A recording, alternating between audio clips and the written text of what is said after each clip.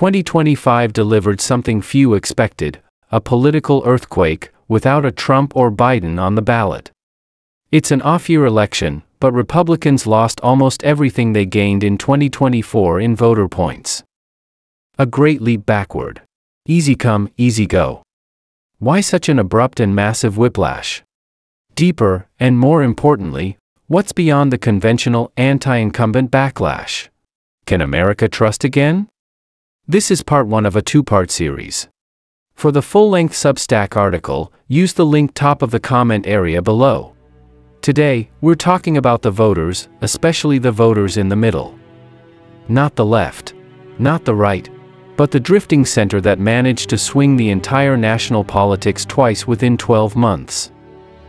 Part 2 will dive into what I call the pre- and post-truths. But first, we have to understand the reversal. Republicans entered 2025 confident. They had momentum. They had Trump. They had just flipped states and districts. But politics is cruel. Momentum evaporates fast. And this time, Republicans didn't have Biden to attack.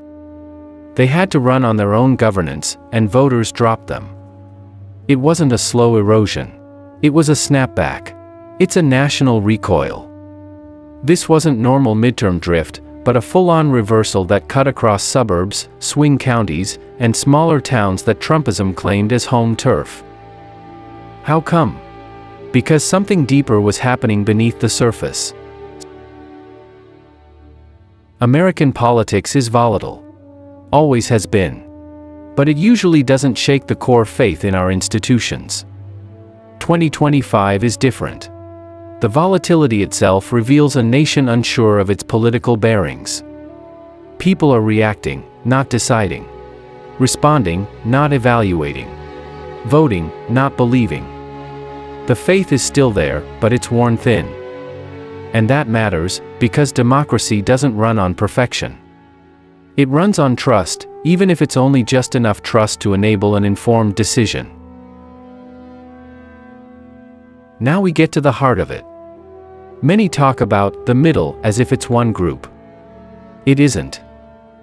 True, plenty of middle, independent voters are rational actors, the classic swing voters who weigh issues, do the mental math, and vote with both head and heart. But 2025 showed us something new, a rapidly growing bloc that doesn't behave like normal swing voters at all. They don't hold consistent beliefs. They don't anchor to interests. They don't reward good governance and personal qualities, and punish and reject bad politicians. So I'm giving them a name: the drifters. Drifters don't swing. They drift.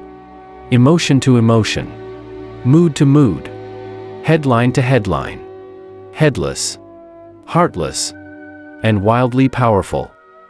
In a polarized system where both parties rely on razor-thin margins, drifters can flip the entire board by doing essentially nothing intentionally. They don't choose. They react. And they decide elections anyway. Between 2024 and 2025, Latino, Asian, and young voters reversed twice, by double digits both times, as high as over 40 points. In a country and at a time with no stable political majority, every faction is now a minority. MAGA is a minority. Progressives are a minority. Moderates are a minority. The critical minority is the shifting middle, and inside that middle, the drifters have become the decisive force. That's how we end up with election results that make no ideological or political and economic sense. Trump gains several points in 2024, and his party loses them all in 2025. That swiftly, that massively. The logic is simple. If voters don't vote for their interests or their beliefs, then logos and ethos no longer matter. Reason and character stop being deciding forces. What fills the vacuum? Momentum. Mood. Impatience. Whiplash. Drift. So here's the end of part 1. America isn't irrational. America isn't doomed.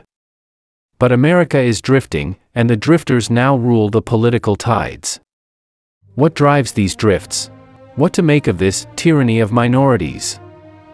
Now that 2024 and 2025 have produced opposite results, what does this mean for 2026, 2028, and beyond? That's part 2, the battle with pre- and post-truths. Stay tuned.